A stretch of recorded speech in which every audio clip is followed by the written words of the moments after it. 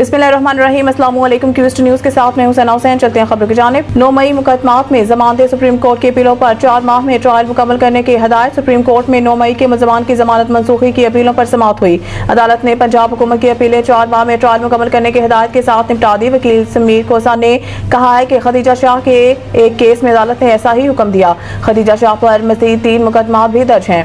Chief justice ने कहा है कि खदीजा शाह समेत तमाम मुलजमों के कानून हकूक के फराहमी यकीनी बनाएंगे। अदालती हुक्म में इस हवाले से वजाहत भी करेंगे। वकील खदीजा शाह ने कहा है कि कई गवाहान के बयान रिकॉर्ड हो चुके हैं, अभी तक फर्द जुर्म की कॉपी नहीं मिली।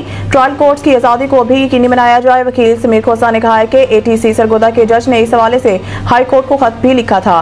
चीफ जस्टिस ने कहा है कि ATC के आज़ादी वाला मसला हल हो चुका है, वो फैसला पढ़ लें। मुलजिमों को फर्द जुर्म समेत तमाम दस्तावेजात की फराहमी यकीनी बनाई जाएगी।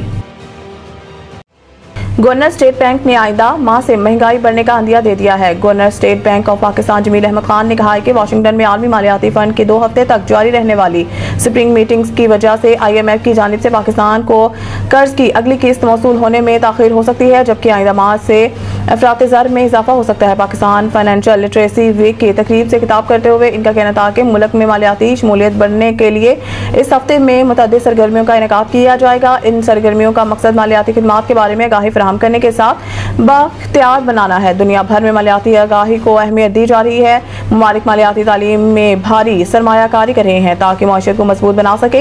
इनका कहना था कि पाकिस्तान ने भी इस ज़मन में ठोस इक़दाम उठाए हैं। हमने इस बारे में मालियाती आगाही को पूरे माशरे में फ़रोग़ दिया है।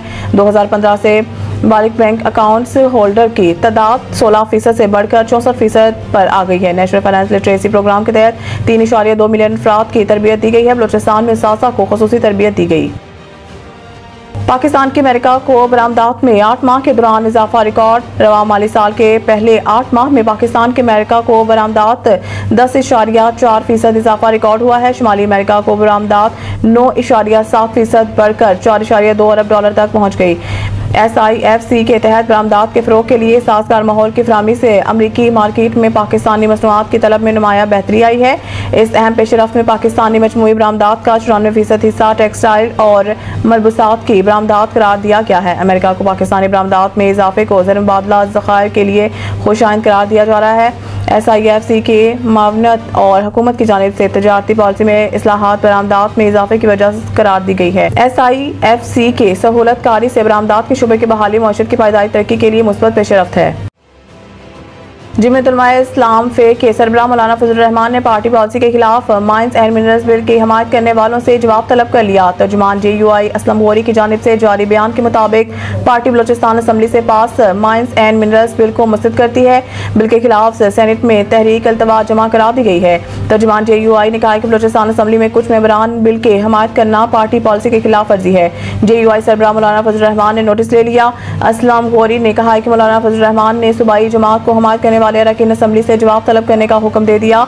सूबाई जमात से जल्द अज जल्द तहकीकात करके मरकजी जमात को रिपोर्ट देने के लिए कहा गया है। मज़ीद न्यूज़ अपडेट के लिए देखते रहिए क्यूस्ट न्यूज़।